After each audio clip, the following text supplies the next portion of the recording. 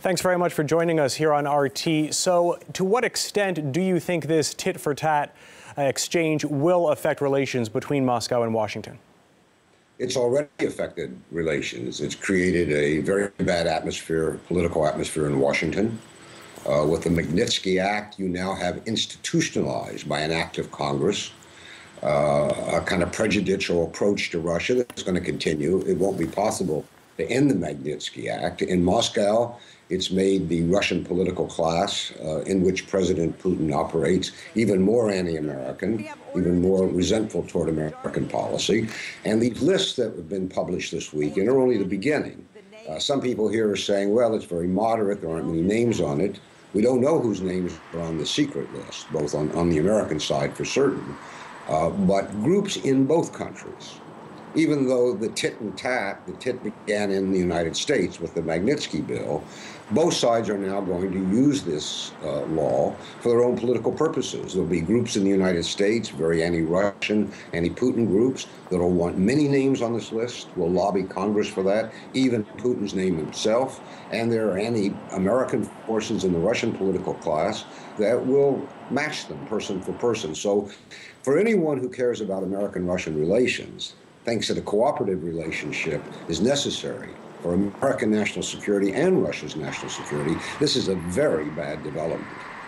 Now, speaking of that Russian political class, Alexei Pushkov, the head of the Foreign Affairs Committee in the Russian Duma, made a reference to the Obama administration having to deal through Russophobic lawmakers, especially in the GOP, in order to work on relations with Moscow and Washington and deal with those lawmakers. The Magnitsky Act was inserted into the repeal of the Jackson-Vanik Amendment. And in that context, do you think this was a Russophobia among Congress, just in a general sense, that had to have the Magnitsky list tied with the Jackson-Vanik Amendment? Or do you think there is maybe a more nuanced approach to this and that each of those things has to be seen sort of in its own context?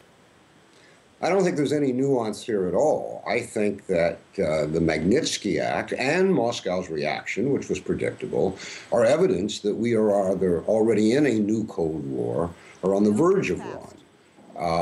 The act by Congress was, of course, provoked by Russophobic forces in the United States. Congress itself is not Russophobic, it's just uninformed. It knows almost nothing about Russia. Most members of Congress have no understanding of international affairs or national security. And when lobbyists bring pressure on the majority members of Congress, and this was a bipartisan act, the so-called liberal Democrats, progressive people, supported the Magnitsky Act as much as did reactionary Republicans, you end up with a bill like this. It's not about Russophobia, it's about a lack of knowledge.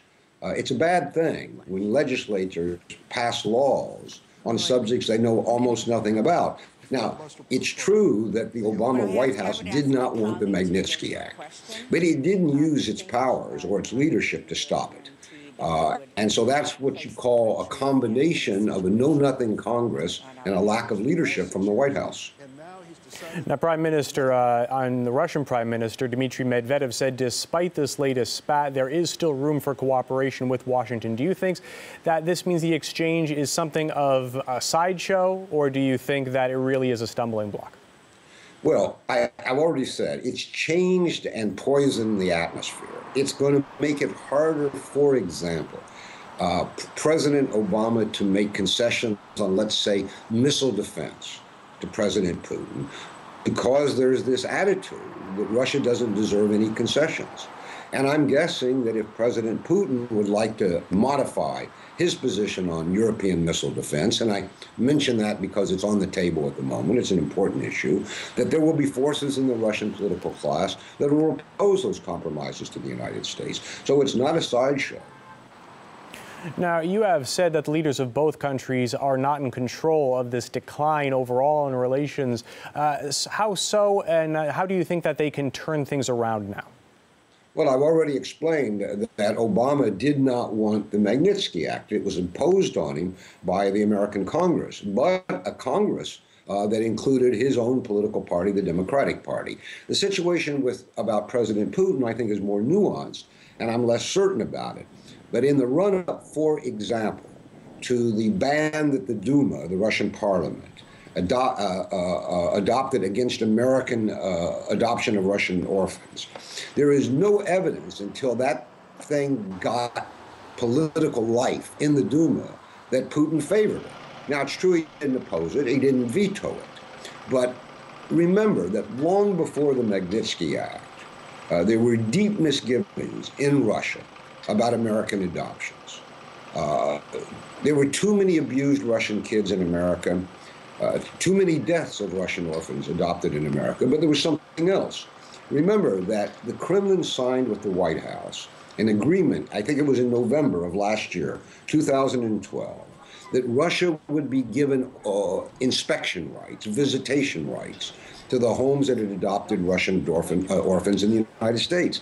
They were not given that right. And Obama's answer was, I'm very sorry I can't enforce the treaty I signed with you because orphans are a matter of states' rights. The 50 American states, not the federal government, regulate this. Well, the Kremlin was very angry. Why didn't Obama tell them, the Kremlin, that before he signed this treaty? But you might also ask, since Russia has a lot of international lawyers, why they didn't study American laws. They would have known. But the Russian anger about what seemed to be the Obama administration's unwillingness to honor the treaty, giving Russian officials a right to check that Russian orphans adopted here were okay, that fed that Duma bill. And that was independent of the Magnitsky Act. The Magnitsky Act was a pretext to adopt that bill. But you see, that's how an event like the Magnitsky Act will make other things worse. Things that are already out there that might not get worse, now they will get worse. All right, Stephen F. Cohen, professor of Russian Studies and History at New York University. Thanks for your time.